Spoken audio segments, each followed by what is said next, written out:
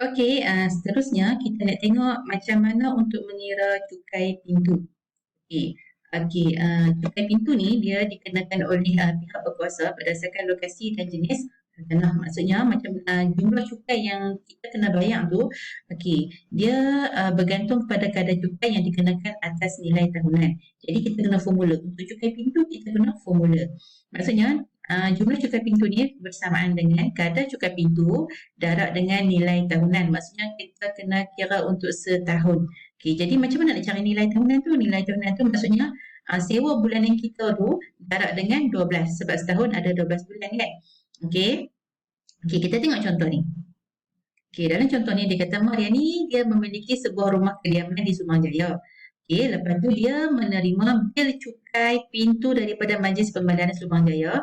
Okey, diberi bahawa nilai tahunan ialah 6,580 dan kadar cukai pintu ialah 5%. Yang ni dia abang siap-siap dah nilai tahunannya adalah 6,580.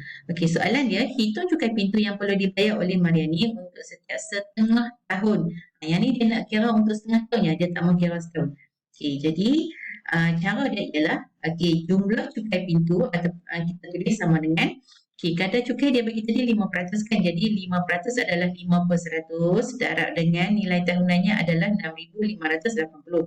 Jadi bila kita kira kita dapat 329 setahun. Ini untuk setahun. Pasal apa kena bahagi dengan 2? Sebab dia nak untuk setiap setengah tahun. Maksudnya separuh lah setengah tahun kena bahagi dengan 2. Jadi bila dibahagi 2 kita dapatlah RM164.50. Itu untuk nilai setengah tahun. Tapi kalau soalan dia nak untuk setahun, maksudnya jawapannya 329 lah. Okey, contoh yang tu contoh untuk mengira cukai pintu. Okey, seterusnya kita tengok cara nak kira cukai tanah. Okey, cara nak kira cukai tanah.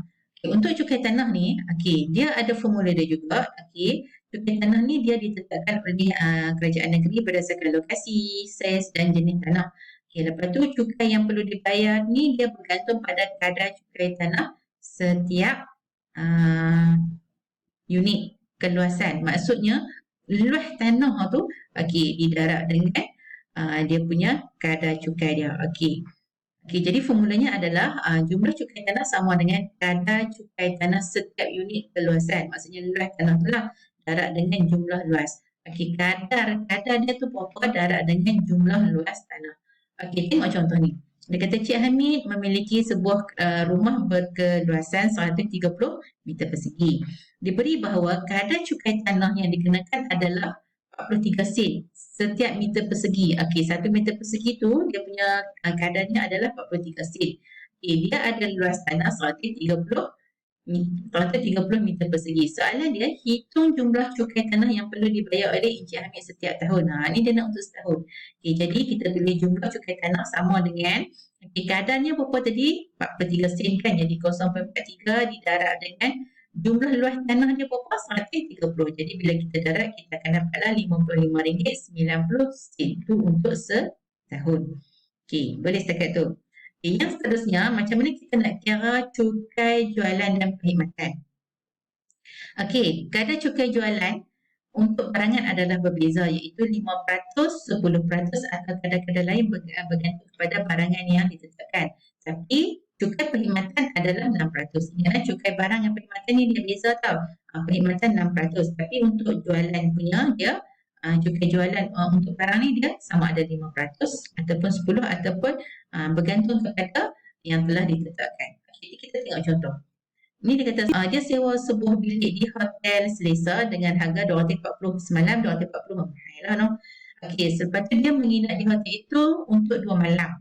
Okey, soalannya diberi bahawa hotel itu dia kenakan cukai perkhidmatan sebanyak 6%. Ni dia abang siap-siap lah cukai dia berapa. Okey, hitung cukai perkhidmatan yang perlu dibayar oleh Sofia.